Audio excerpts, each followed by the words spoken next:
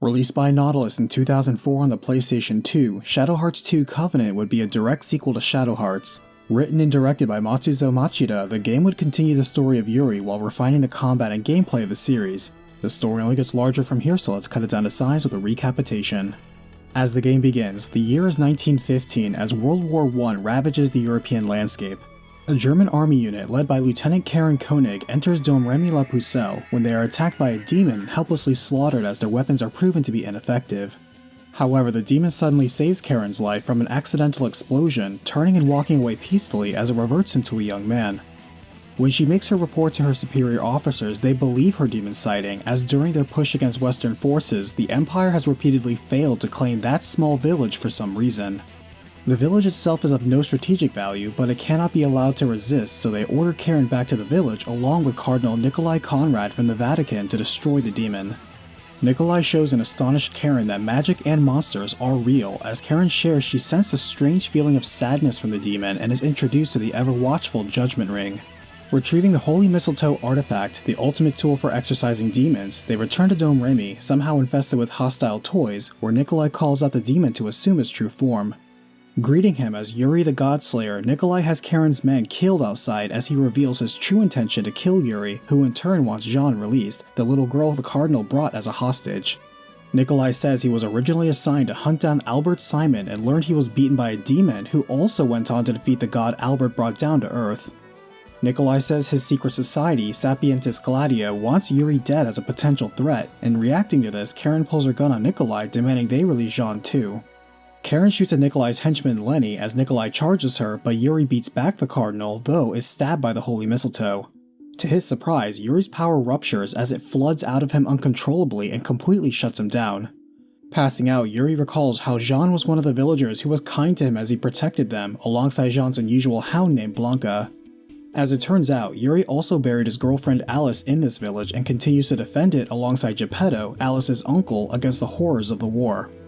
After a nightmare about seeing Jean dead, Yuri wakes up alongside Blanca, Karen, and Geppetto in a cave, completely sapped of all of his former strength. The Puppet Master says the soldiers have taken over the village and suggests they retreat to his place in Paris for now while they figure out exactly how the mistletoe cursed Yuri.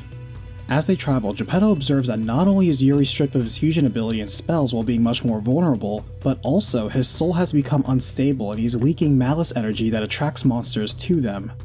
Yuri also finds himself more exhausted than normal, passing out and finding himself in the graveyard of his soul again. He is surprised to see a tree here, wondering what is happening to his soul, and spots a strange version of himself growing out of the tree. Meanwhile, as Yuri rests, Karen listens to Geppetto talk about Yuri's tragic lost love Alice, who died 6 months ago, when suddenly more malice energy erupts out of Yuri, forming into a giant monster. Yuri wakes up in time to battle, also reawakening a portion of his fusion power as he helps them defeat the monster and explains the mistletoe is leaking out his captured souls. Afterwards, Yuri finds himself in his heart again, where he sees Jean, who tells him she has indeed died and wishes to find something before passing on. Reaching Paris, Geppetto finds out that the mistletoe is a powerful tool used for guiding souls and is unsure what they can do about it. To the side, Yuri and Geppetto both like how Karen looks in casual wear, as Yuri says he knows another old man they can ask, the immortal magician Roger Bacon over in Wales. Karen volunteers to go with them as payback for Nikolai killing her unit, unable to return home empty-handed, as Geppetto works with some fabulous tailors he knows to upgrade his puppet Cornelia. Agents of Sapientes Gladio break in as the group fends them off, escaping through underground railway tunnels on a speeding minecart as Lenny closes in on them. However, Lenny is detoured as the group instead is intercepted by Sapientes Gladio's own magic warrior, Veronica. She sends a pair of monsters against the group, but seeing them easily beaten, Veronica takes her leave just as quickly as she came. Arriving at a port town, the war has limited their options of traveling to the UK, though they manage to find one ship that will take them for a steep price. Needing some money, they take a job for the mayor to catch a skilled bandit raiding the town every night. As it turns out, a masked warrior of justice, Grand Papillon, is the culprit, but after the group tries to subdue him, he turns into a golden vampire bat and flies off. Yuri's positive they've met before, as they find the same man named Joachim is helping a pub in town where he's actually protecting the children and owner from the mayor and his cronies. Believing him, the group lets Joachim join them in confronting the mayor and his thugs, as it turns out they have been working with Veronica and have taken the kids hostage. The dramatic villainess and exaggerated hero clash in a duel as she retreats again, and the group spares the mayor on the condition of good behavior and travel arrangements. Blanca continues to improve his ferocity in battle, dueling against the strongest wolves in the world, as Joachim decides to stick with the group to improve his skill and beat villains abroad. Traveling across the channel, they arrive during a severe storm and wait it out in a pub in Southampton, where Yuri is shocked to be greeted by Kato, an old ally and assistant to Lieutenant Colonel Kawashima during his last journey in Shanghai. Now significantly stronger, Kato is now a special agent for the Japanese Imperial Navy, though now he is on a diplomatic trip to London. Kato sounds oddly interested when hearing the group is trying to get to Wales, as a local offers to show them the way.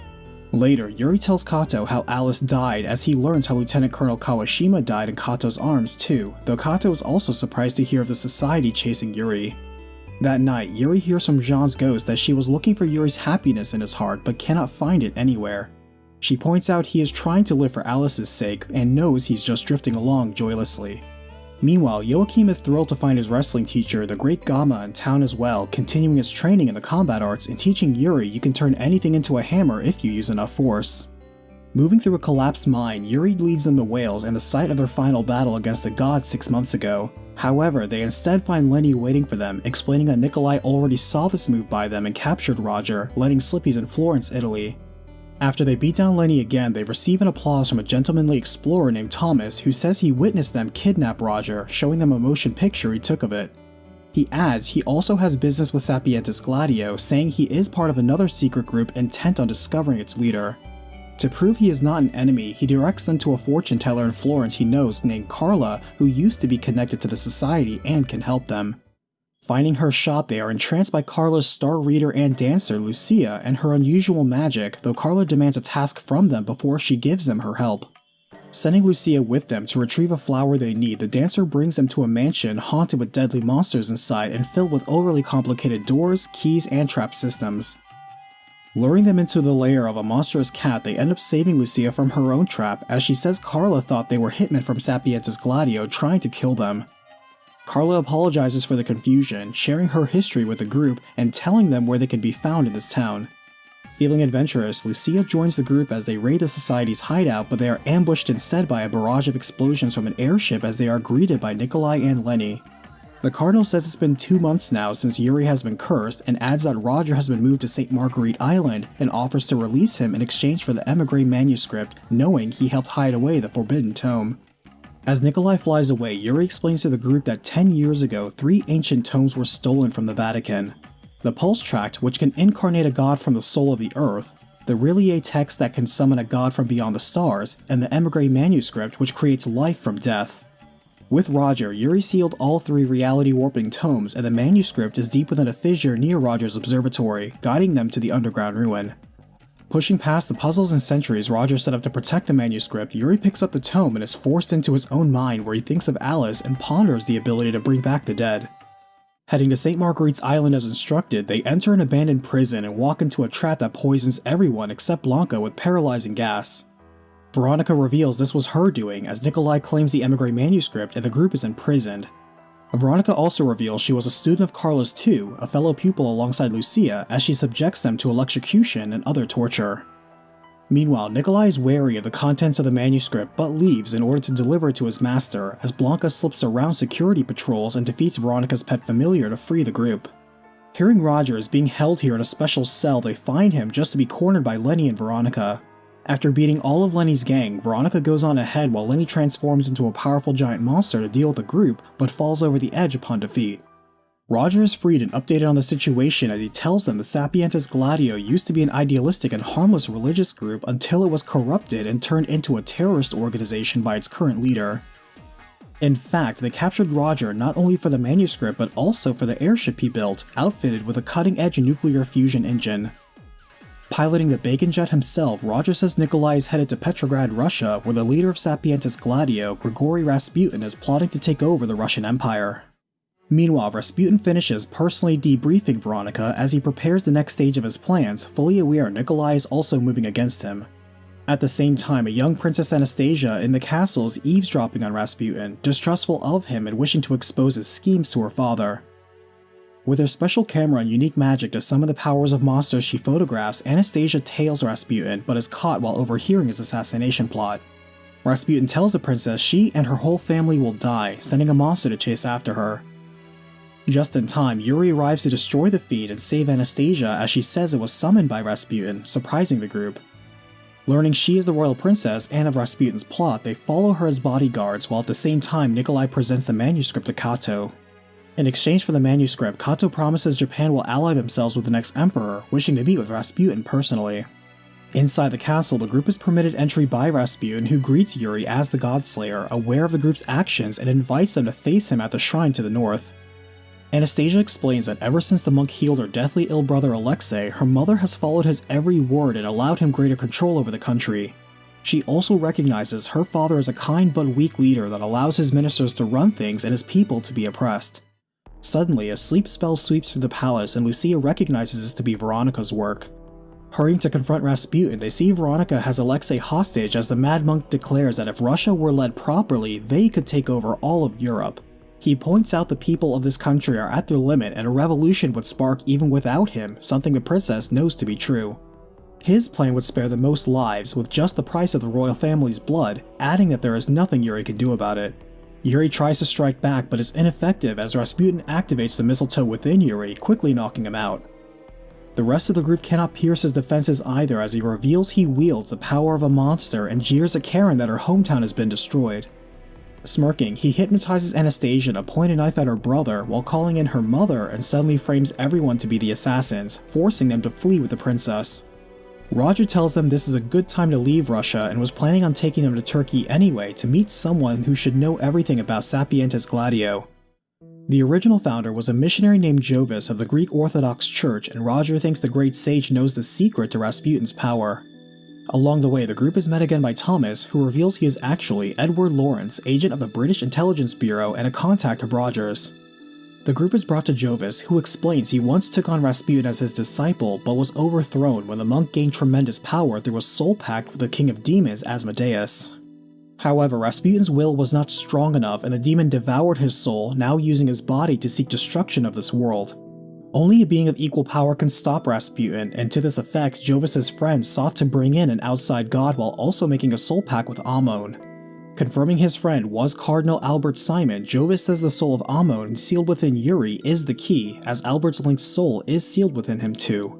To undo the seal, Karen joins Yuri in the graveyard of his soul, literally helping him fight his inner demons as they find a peaceful space where Albert waits. Albert says Rasputin was his true enemy and thinks it's a funny twist of fate that Yuri, his former enemy, is now the only one who can fight Rasputin, as Albert's plan was to change the world to prevent Asmodeus from plunging it into chaos. All the same, Albert believes in Yuri, granting him Ammon's soul, but as they return to Jovis, the priest says there is another on the scale of Ammon or Asmodeus, the dark angel Astaroth. Jovis warns them someone has made a soul pact with Astaroth and passes on encouragement to Yuri before passing on peacefully. Returning to Russia, the group sneaks back into the palace via a secret passage, and Yuri prevents the assassination of the Tsar just in time. Anastasia provides proof of Rasputin's plot, exposing him publicly as the traitor flees, covering his escape with demons as he tries to get to an airship that is bombing the city. Veronica is there, transforming into a monster, but she dies easily to Yuri's awakened powers. Yuri assumes the form of Ammon and gives chase, tearing apart the airship and landing a punch so strong it rips through Asmodeus' barrier and rends the airship in half. Overwhelmed by Yuri's power, Rasputin desperately calls upon his soul pact, summoning Asmodeus to this world as a massive temple appears in the sky. Within, Asmodeus tells Nikolai his demons will bring death to all of Europe, then Asia and America. The Cardinal is upset to hear Rasputin has no intention to rebuild and rule the countries after they are destroyed as originally stated, commenting that the demon truly has taken over. The monk replies he has known of Nikolai's plot to kill him and assume rulership of Russia, and Nikolai admits this to be true, adding he may be a bastard son but he is still a rightful heir. Nikolai adds that Yuri will win because he has shown to have a willpower strong enough to conquer Ammon, and while Asmodeus is strong, Rasputin's will is weak. Doubling down, Nikolai reveals he has a secret weapon that can kill Rasputin, showing he has made a pact with Astaroth, and leaves as the group enters the temple.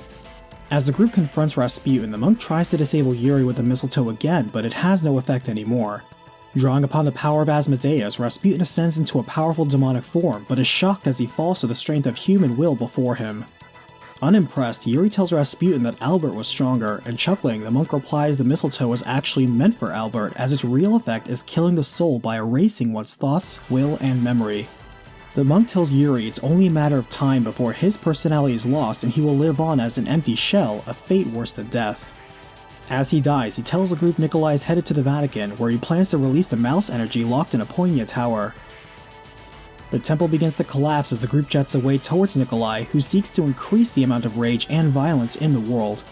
Opening the vault to release malice into the world, the group rushes to fight him as the Cardinal reveals his own demonic form with the power of Astaroth, but he also crumbles before the might of Yuri and Amon.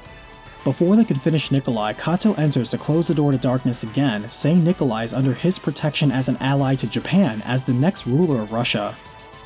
Yuri doesn't accept that, but is blown away by Kato, who warps away with his own henchmen. Though only some malice energy escaped, it would intensify the brutality of the war, and undeterred the group would head east to pursue Kato and Nikolai. Arriving in Yokohama, Japan, Yuri suffers from seasickness, and while he rests, Blanca encounters a swordsman named Kurando protecting a princess, helping out and giving chase to their assassins as they kidnap her.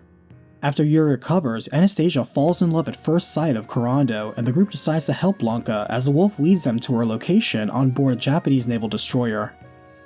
They break through unusually strong troopers as Yuri is surprised to find the princess is named Yoshiko Kawashima, daughter to Nanima Kawashima, as they are surrounded by the military and choose to surrender. At the same time, Foreign Minister Ishimura is caught up on recent details as Kato informs them the last of his special troops is nearly ready. Ishimura says the daughter of Kawashima is adopted and is actually a princess of the Qing dynasty of China, which would give Kawashima a firm foothold in Asia.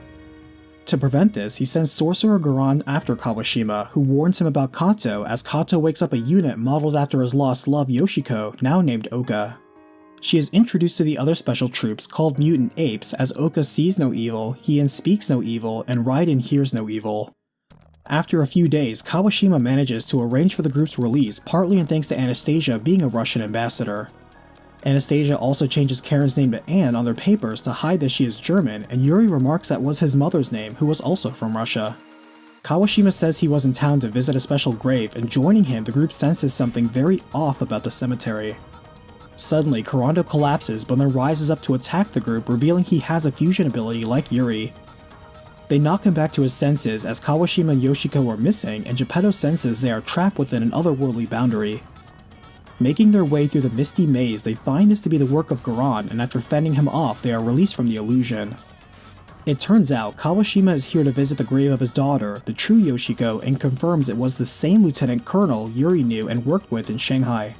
Over with Kato, he is overseeing an effort to extract Astaroth from Nikolai, not only to use the power for Japan, but to also gain leverage over Nikolai in future negotiations with Russia.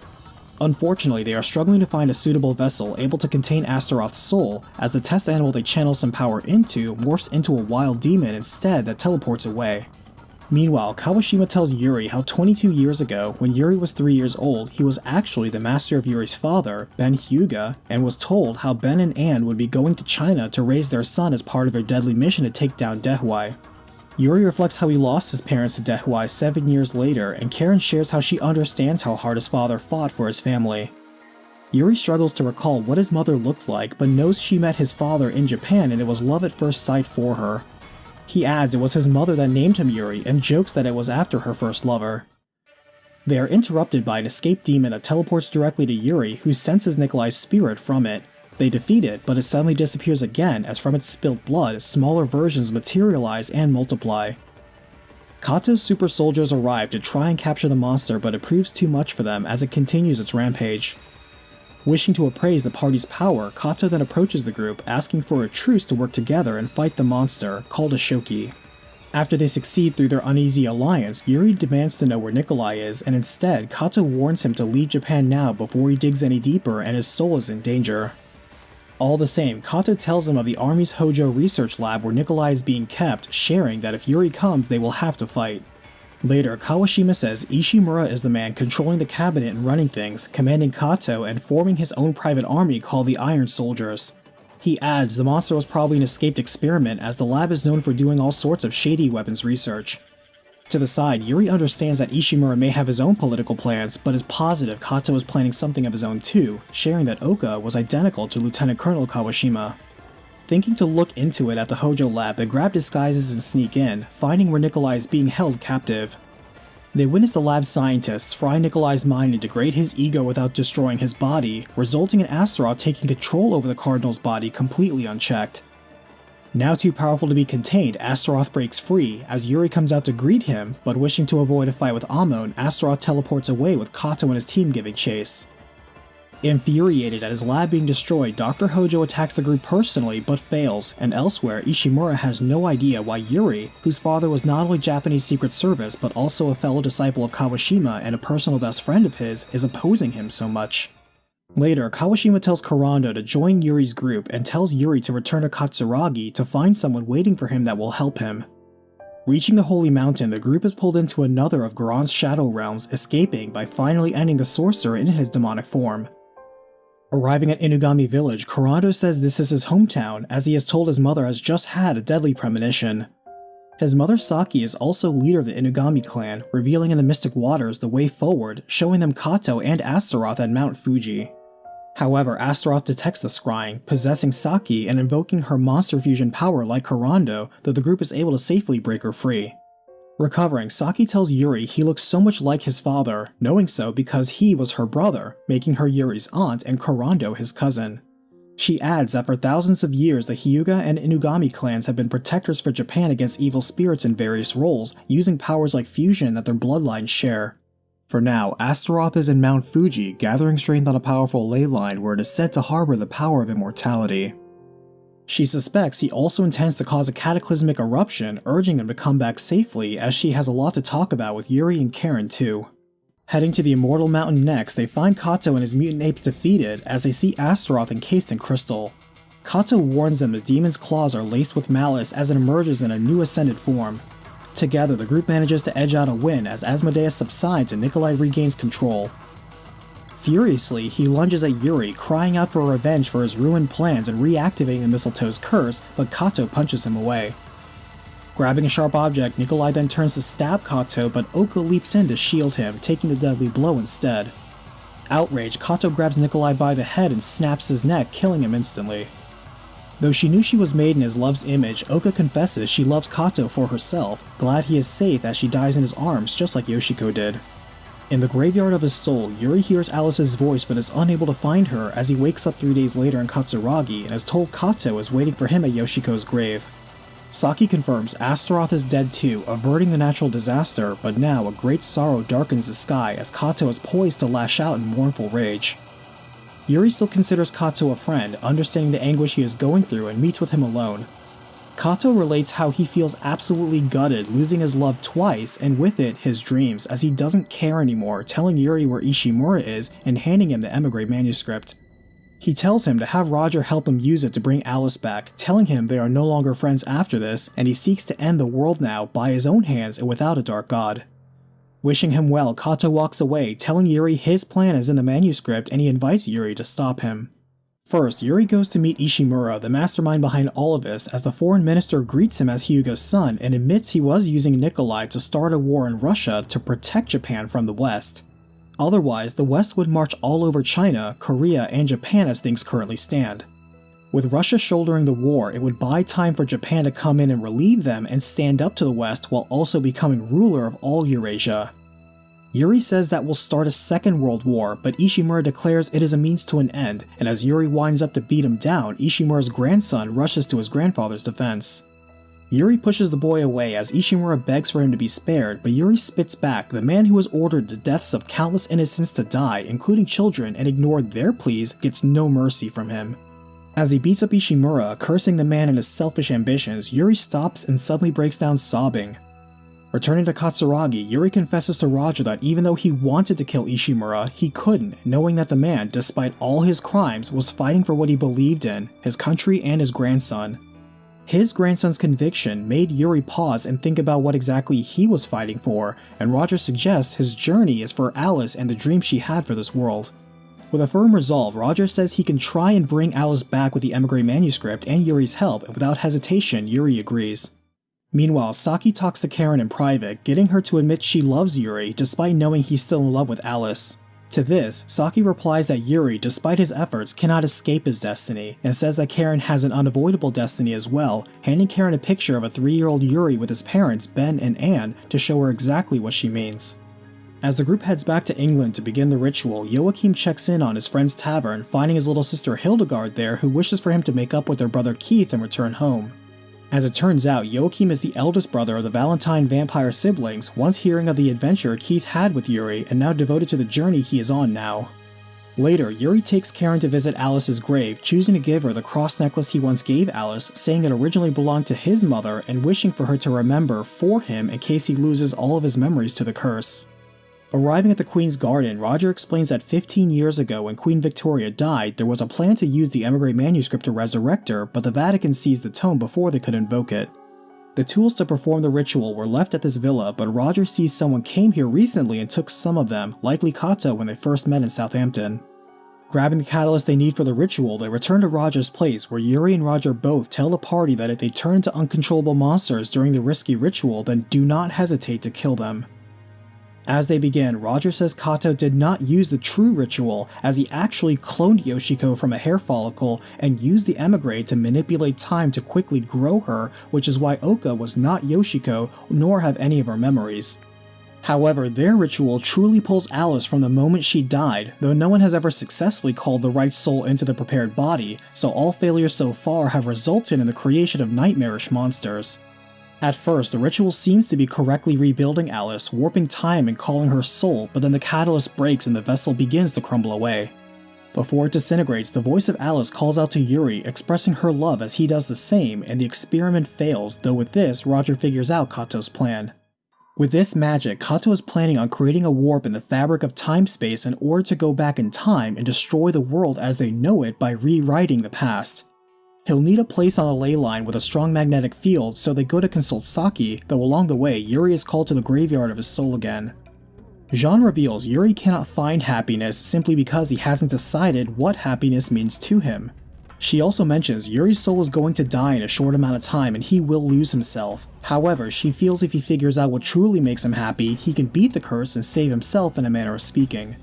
Wandering and pondering this, Yuri finds himself on the train again with Alice, talking to her and making up his mind on what he wants to do now.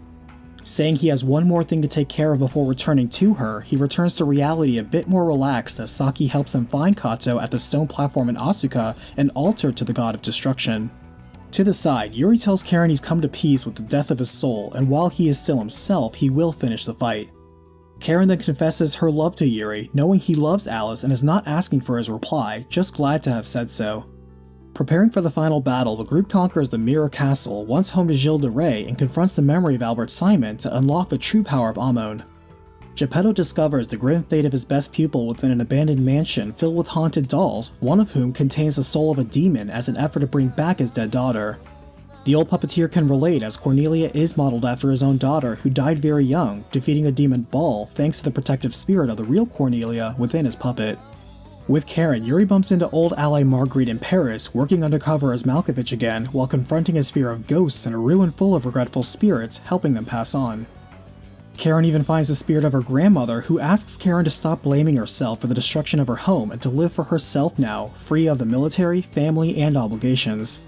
They also see Lenia survive their last battle, turning over a new leaf, reforming other crooks as well now that the society is gone, and wishing the group well. With Corando, he receives training from his mother to unlock the seal on his bloodline limit, tapping into his ultimate fusion form.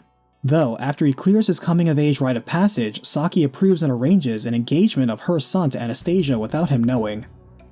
The group also finds a different kind of manuscript used for research purposes, as later Keith visits the group offering his support to Yuri and is less mad at his older brother.